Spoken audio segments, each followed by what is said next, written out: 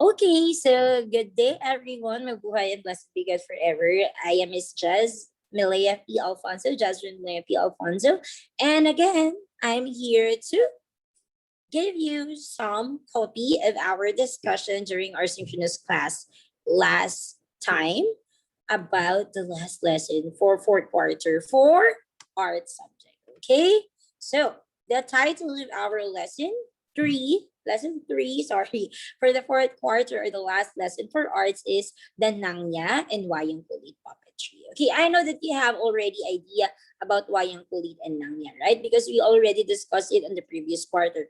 But okay, for today, we're going to take deeper ideas or deeper lessons about this puppetries. Okay, so again, this is under your art subject, and this is Miss Jasmine Malaya P. Alfonso, your art teacher. Okay, let's go on with our lesson 3 for today. So first, let us go in Nangya. What is Nangya? Okay, so Nangya is one of the most popular traditional theatrical art forms in Thailand, wherein it combines artistic crafts into one.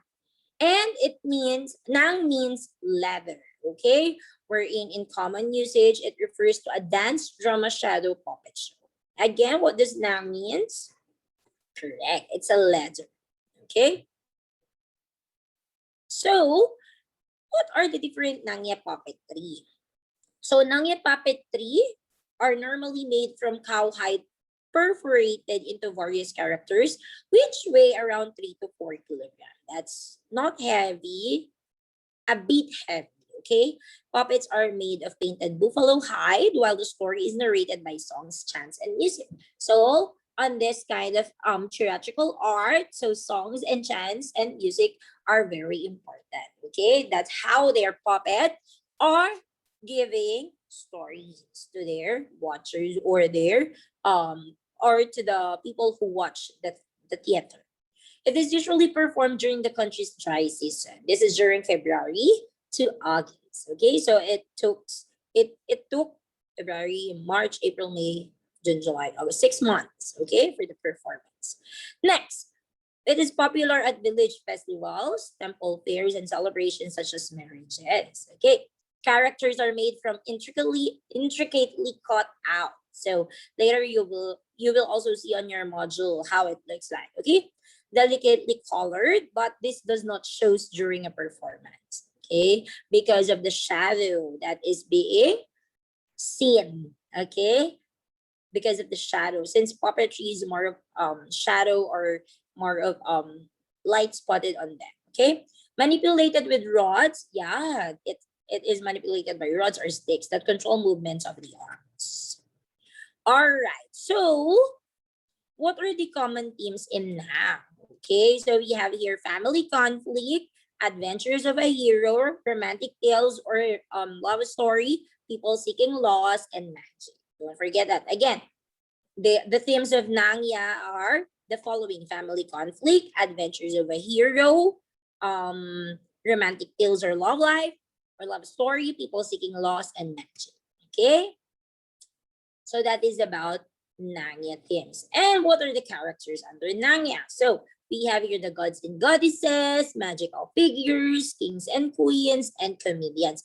Look at the picture. Those are the picture and how it looks like. Okay, so that's how it is being made. Okay, those are the characters, the gods and goddesses, magical figures, kings and queens, and comedians. All right. So that is about Nanya. Now let's go on to Wayang Kulit. I know that you already know Wayang Kulit and have seen pictures of this, but let's know more about Wayang Kulit. Okay? So if nang means leather, wayang refers to kinds of puppet theater. Sometimes the puppet itself is referred to as wayang. And performances are accompanied by a gamelan orchestra in Java and by gender wayang in Bali. So it is more of Indonesian theatrical arts. Okay? Also, there are different wayang kulit puppetry. So what are the information under this one? So it is best known as the Indonesian wayang, and kulit means skin. Okay, just like nang means leather. It refers to the leather also construction of the puppets that are carefully shaped with very fine tools and supported with carefully shaped buffalo horn handles and control rods. So just like nang, it is being controlled by sticks or by horns of buffaloes. Okay? It was given recognition as a masterpiece of oral and intangible heritage of humanity on November 7, 2003 by UNESCO and required Indonesian to preserve their heritage. So this is one of the heritage of the Indonesian, their theatrical arts, which is the Wayang Kulit. All right. Okay, so what are the epics used in Wayang puppetry? So we have here first Ramayana. Can you say Ramayana? All right. So this is about the journey of Rama. Next, Mahabharata, it is the great tale or story of Bharata dynasty. And last one is the Serak Menak, it is the heroism of Amir Hamza. You can search about this one. We will not elaborate on this information because you might encounter this on the next topics that you will have for the next level of your study. Next, what are the different characters under Wayang Kulit? Okay, so here are the different characters. First, we have Semar. Semar is, I think, the father of the other characters. Okay, so this is a character in Javanese mythology who commonly appears in Wayang shadow plays. One of the Punukawan or the clowns, but is in fact divine and very woods. He is always portrayed short and fat with pug nose, short and flat. Okay, can you say Semar? All right. Number 2 is Gareng. What is Gareng? Who is Gareng? He is often regarded as the elder son, pinakamatanda, son of Semar. Okay, he is a deformed dwarf with crook and disjointed arms, as you can see in the picture. Okay, has used swords on his feet. Sorry, he specialized in puns and sly insinuations. So that is Gareng. And we also have here the second son of Semar, which is Petruk. Can you say Petruk? Yes, Petruk is easily recognized because of his tall. He is tall and scrawny build. He has a large predatory mouth. It's also a long nose. He provides constant laughter with his practical jokes and comic horseplay. So Petruk is more of the practical joke side or the comedian side. Okay, and we also have here Bagong. Okay, and Bagong is the youngest son of Semar. So these three, Petruk, Gareng, Bagong, are the sons of Semar. So he is the youngest son of Semar. This time he is very fat, unlike Petruk, and with a big belly and enormous buttocks. He is acting like a child. Okay, he makes people laugh too, just like Petruk by the way he talks. Okay, again we have Semar, Gareng, okay, Petruk, and Bagong. Okay. So what is the setting or the place where this Wayang Kulit is being held? It is consists of shadow cast on a cotton screen and an oil lamp. That's what I've told you a while ago. More of what do you call this? A light, okay? A light focusing on the puppets. Okay? So there are ways in how Wayang Kulit is formed. Okay, I will share it to you, but we will also have this on your beta making. Okay, so please focus on the following ways. First, you need to start from master models, usually a paper, which are traced out onto skin or parchment, providing the figures with an outline and with indications of any holes that will need to be cut, like the eyes, mouth, and the like. So first, we need a paper, okay, or maybe a hard paper, okay, a carton for this one, and we will draw or make an outline of the Wayang Kulit. Next, the figures are then smoothened, usually with a glass bottle and prime. So usually it is used so that the figures can be more smooth and can be more clear. Okay, clear. Number 3. So number 3 is the structure is inspected and eventually the details are worked through. So we need to make sure that the details is there. Okay. Number 4, a further smoothing follows before individual painting. So we need to polish it again before we paint it. Okay. Number 5, it's the, okay, the movable parts like upper arms, that's arms, lower arms with hands, and the associated manipulated sticks are mounted on the body. So This is the time wherein the sticks are being pasted or being attached on the body outline. Okay? Sorry for the typographical error.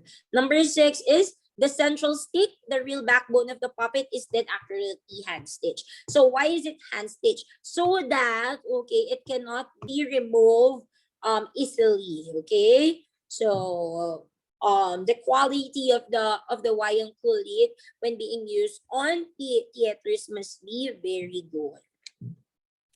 So that's it. Okay, those are the things that we need to understand about wayang kulit and nangya. Do you have questions?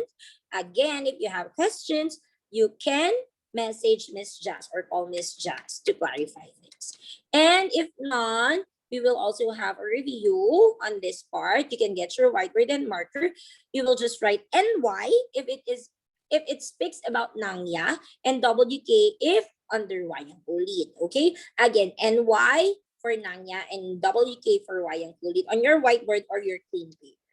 Let's start. Number 1. Read carefully or let someone read it for you. Then the answer is, you can pause the video if it is too fast. Number 2.